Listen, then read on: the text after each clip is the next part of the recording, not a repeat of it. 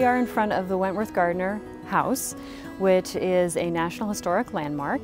It sits right by the banks of the Piscataqua River. As a matter of fact, before the parking lot was built, the banks of the river came right up to the front door, and people would come up in their gondola barges and drop off things for this rather rich family that lived here. As you can see, this is quite a big house and was built as a wedding present.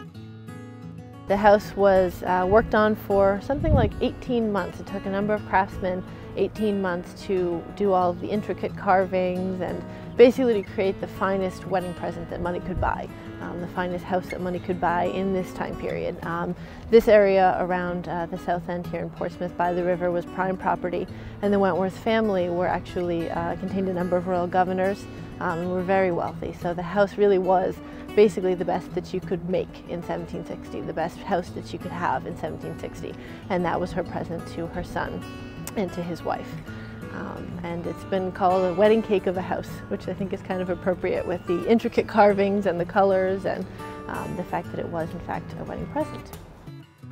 Which is why it's wonderful to have the idea of brides coming here and having their photographs taken on the beautiful staircase. The Wentworth-Gardner House itself is actually a beautiful location for photographs. And one of the things that we're hoping to offer couples who are interested in the houses would be a location for taking wedding photographs, whether they're just before the ceremony, just after, or even if you want to take your photographs a day or two in advance. But you could come take photographs along the staircase, out here in the yard with the house as a background. We also have the two other houses, the Tobias Lear House and the Warehouse, and the lawn as well, the garden here, and we're right across the street from the Piscataqua River. So it'd be a lovely location for photo shoots for now, and then eventually we may work our way up to intimate wedding ceremonies. You remember I said that the Piscataqua River came up right practically to their front door. Well, this is the warehouse that would have accepted the goods from those boats coming up and down the Piscataqua River. It's all wood, as are most of the houses in this area, and the wonderful thing about that is that most of downtown Portsmouth burnt in the early 1800s, 3 times as a matter of fact. And in that part of town they had an ordinance. You can't build anything more than 2 stories tall unless it's brick. So this whole section of Portsmouth, where all of these old wooden houses are, is really just by the grace of God that the fire stopped where it did and these houses didn't burn. So we are very lucky that they continue to be here. We do all we can as board members to preserve the houses.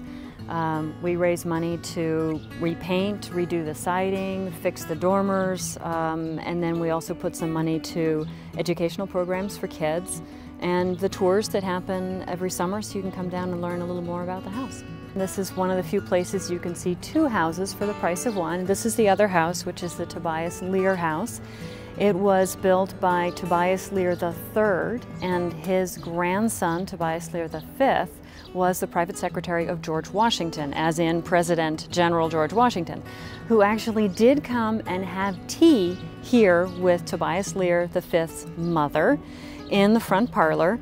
And yes, of course, there were paparazzi out front taking pictures and looking through the windows. They weren't taking pictures, obviously, but looking through the windows. They wrote in their journals, they wrote in their diaries that they were there. They saw General Washington sitting there having tea. It was a great to-do for a town of Portsmouth. This was about 1789 that he came and had tea in that house right there.